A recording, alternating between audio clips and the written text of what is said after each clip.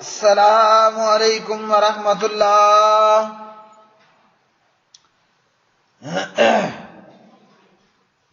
ترجمہ تفسیر القرآن الکریم، سبق نمبر 228،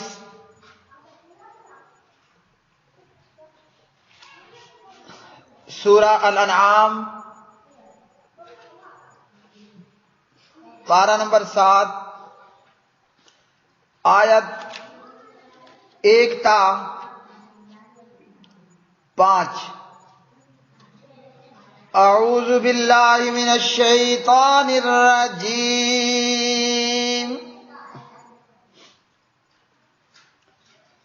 بسم اللہ الرحمن الرحیم۔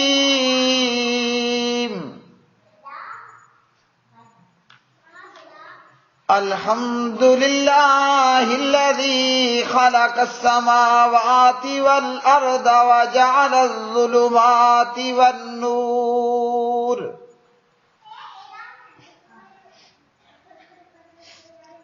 ثم الذین کفروا بربهم یعدلون۔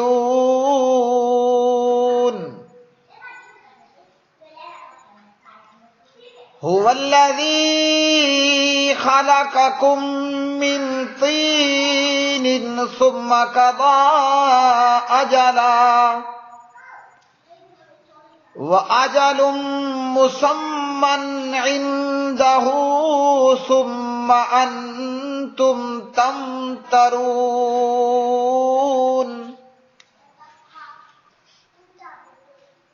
وَهُوَ اللَّهُ فِي السَّمَاوَاتِ وَفِي الْأَرْضِ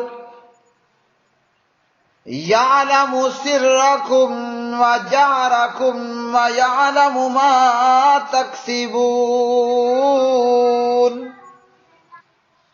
وَمَا تَأْتِيهِم مِّنْ آيَةٍ من آیات ربهم الا كانوا عنها معرضین۔ فقد كذبوا بالحق لما جاءهم فسوف يأتيهم أنباء ما كانوا به يستهزئون۔ اللہ تعالیٰ کے نام سے جو بےحد رحم والا نہایت مہربان ہے۔ سب تعریف اللہ تعالیٰ کے لیے ہے جس نے آسمانوں اور زمین کو پیدا کیا اور اندھیروں اور روشنی کو بنایا۔ پھر وہ لوگ جنہوں نے کفر کیا اپنے رب کے ساتھ برابر ٹھہراتے ہیں۔ وہی ہے جس نے تمہیں حقیر مٹی سے پیدا کیا، پھر ایک مدت مقرر کی اور ایک اور مدت اس کے ہاں مقرر ہے، پھر تم شک کرتے ہو۔ اور آسمانوں میں اور زمین میں وہی اللہ تعالیٰ ہے، تمہارے چھپے اور تمہارے کھلے کو جانتا ہے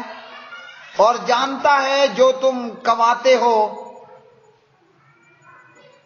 اور ان کے پاس ان کے رب کی نشانیوں میں سے کوئی نشانی نہیں آتی مگر وہ اس سے منہ پھیرنے والے ہوتے ہیں۔ پس بے شک انہوں نے حق کو جھٹلایا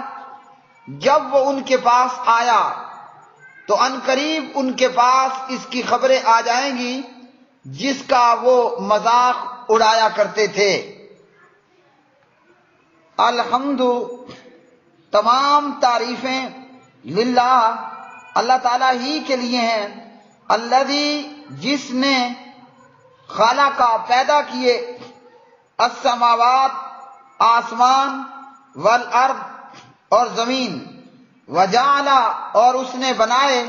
الظلمات، اندھیرے، والنور، اور روشنی، ثم، پھر، الذین، وہ لوگ جنہوں نے کافروا، کفر کیا، بربہم اپنے رب کے ساتھ یعدلون وہ برابر ٹھہراتے ہیں، یعنی اوروں کو۔ ہوا وہی ہے الذی جس نے خلقکم پیدا کیا تمہیں من طین مٹی سے ثم پھر قضا اس نے مقرر کیا اجلاً ایک وقت و اجل اور ایک وقت یعنی قیامت کا مسمن معین ہے اندہ اس کے ہاں ثم پھر انتم تم تمترون شک کرتے ہو وہوا اور وہی ہے اللہ تعالی فی السماوات آسمانوں میں وفی الارض اور زمین میں یعلم وہ جانتا ہے سرکم تمہارا پوشیدہ وجہرکم اور تمہارا ظاہر ویعلم اور جانتا ہے ما جو کچھ تکسبون تم کماتے ہو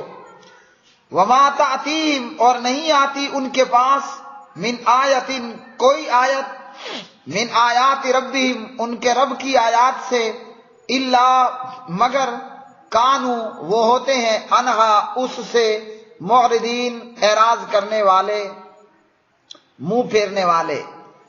فقط پس تحقیق کذبو انہوں نے جھٹلایا بالحق حق کو لما جب جاءہم آیا ان کے پاس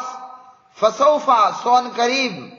یاتیم آئیں گی ان کے پاس انباء خبریں ما اس چیز کی کہ کانو تھے وہ بھی اس کے ساتھ یستہزئون مذاق کرتے۔ پیارے بھائیوں اور میری بہنوں، آج کا یہ سبق قرآن مجید فرقان حمید کی یہ آیات بینات، اس سورہ مبارکہ کے آغاز میں اللہ سبحانہ و تعالی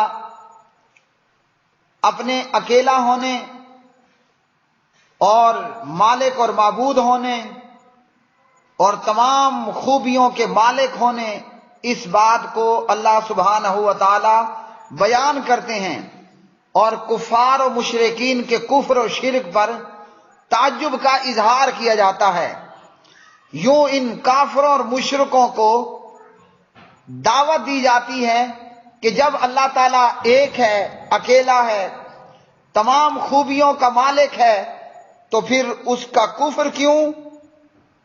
اور اس کے ساتھ شرک کیوں؟ فرمایا اللہ رب العالمین نے آسمانوں اور زمین کو پیدا کرنے والا کون ہے؟ آسمانوں اور زمین کو پیدا کرنے والا خود اللہ وحدہ لا شریک ہے۔ اندھیروں اور اجالوں کا پیدا کرنے والا کون ہے؟ تو وہ بھی اللہ وحدہ لا شریک۔ جب کائنات کا پیدا کرنے والا، آسمان اتنے بڑے بڑے، زمین اتنی بڑی بڑی، یہ 7 آسمان 7 زمینیں اللہ ہی نے تو انہیں پیدا کیا، اور ان تمام کا مالک کون ہے؟ وہ بھی اللہ ہی ہے۔ خالق بھی اللہ، مالک بھی اللہ، اندھیری اور روشنی کا پیدا کرنے والا بھی اللہ، تو پھر بھی یہ لوگ اللہ کے ساتھ شرک کرتے ہیں۔ ان کے شرک پر تعجب،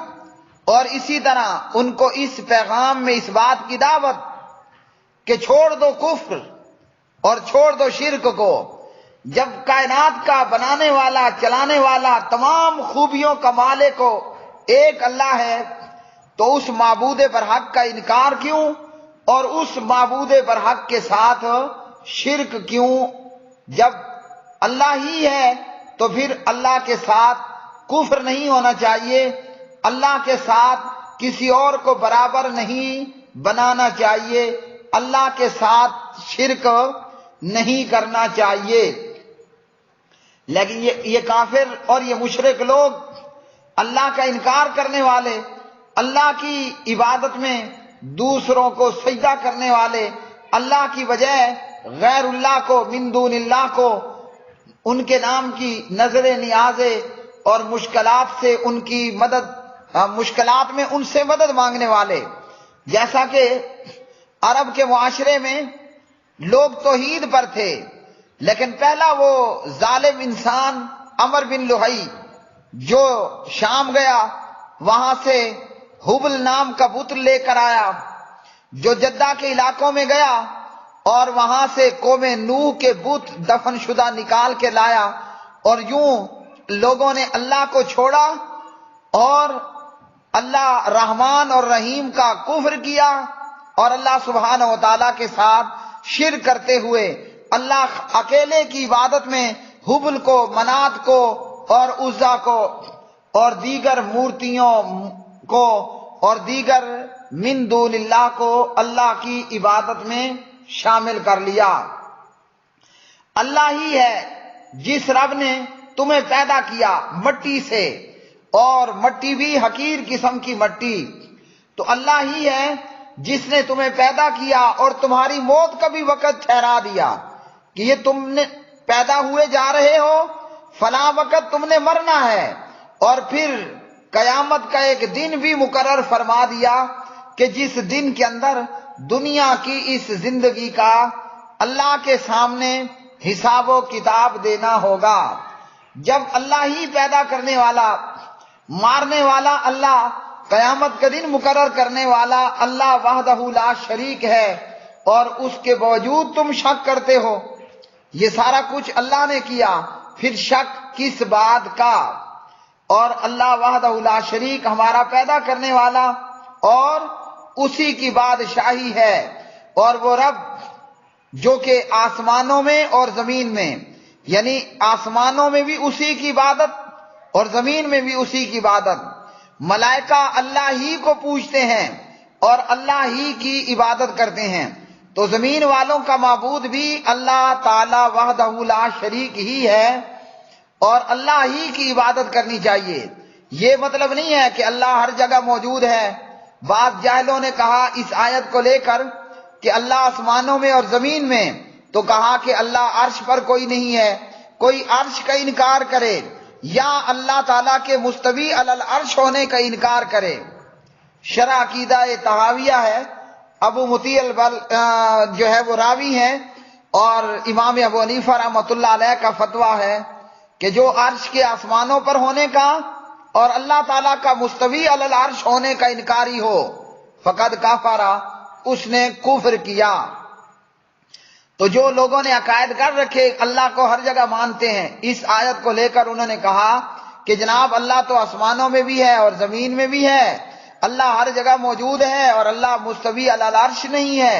جبکہ یہ عقیدہ کفریہ عقیدہ ہے۔ اللہ آسمانوں میں اور زمین میں ہے، اس کی مراد یہ ہے کہ ملائکہ اللہ ہی کی تو عبادت کرتے ہیں، تو زمین والوں کا بھی سچا معبود کون ہے؟ وہ اللہ تعالیٰ ہی ہے۔ زمین والوں کو بھی چاہیے کہ اللہ ہی کو پوجیں، اللہ کا کفر نہ کریں، اللہ کے ساتھ شریک نہ ٹھہرائیں۔ یہ مطلب نہیں کہ اللہ کی ذات زمین میں موجود ہے، اللہ کی ذات عرش پر مستوی ہے، ہاں وہ سمیع ہے، بصیر ہے، علیم ہے، خبیر ہے، نحن اقرب الیہ من حبل الورید ہے، علیم بذات الصدور ہے، وہ اللہ سبحانہ و تعالیٰ کی صفات ہیں۔ اور فرمایا کہ ان کے پاس جب اللہ تعالیٰ کی نشانیوں میں سے کوئی نشانی آتی ہے تو اس سے منہ پھیرتے ہیں، اس سے انکار کرتے ہیں۔ تو ان نشانیوں سے مراد وہ احکام ہیں جو آیات کی صورت میں انبیاء علیہ السلام پر اترتے رہے، اور وہ معجزات جو نبوت کی دلیل کے طور پر اترتے رہے، اور اسی طرح اس کے علاوہ زمین و آسمان میں بے شمار دیگر نشانیاں جو اللہ کے وجود پر اور اس کی وحدانیت پر دلیل ہیں، جیسا کہ سورہ البقرہ آیت 164، سورہ یوسف آیت 105، سورۃ الزاریات آیت 20 تا 23 وغیرہ کے اندر ہیں۔ تو یہ اللہ کی آیات سے، نشانیوں سے منہ پھیر لیتے ہیں، اور فرمایا اللہ رب العالمین نے یہ جو انکار کرنے والے، منہ پھیرنے والے اور جھٹلانے والے ہیں، جب قیامت کا دن آئے گا اور جب یہ اپنی آنکھوں سامنے قیامت کو دیکھ لیں گے تو جس چیز کا یہ مذاق اڑاتے تھے وہ ان کے سامنے موجود ہوگی۔ اللہ سبحانہ و تعالیٰ سے دعا ہے کہ اللہ تعالیٰ ہمیں صحیح معنوں میں مومن ایماندار بنائے، اور اللہ ہمیں موحد بنائے، یعنی اب اللہ تعالیٰ ہمیں اپنی ذات کے تعلق سے ہمیں یہ عقیدہ اور یہ ایمان نصیب فرمائے کہ ہم اللہ کو مانیں اور معبود برحق مانیں اور وحدہ لا شریک مانیں اور اس اکیلے ہی کی عبادت کریں، اور اسی پر ہمارا دنیا سے خاتمہ ہو، خاتمہ بالایمان۔ وآخر دعوانا الحمدللہ رب العالمین۔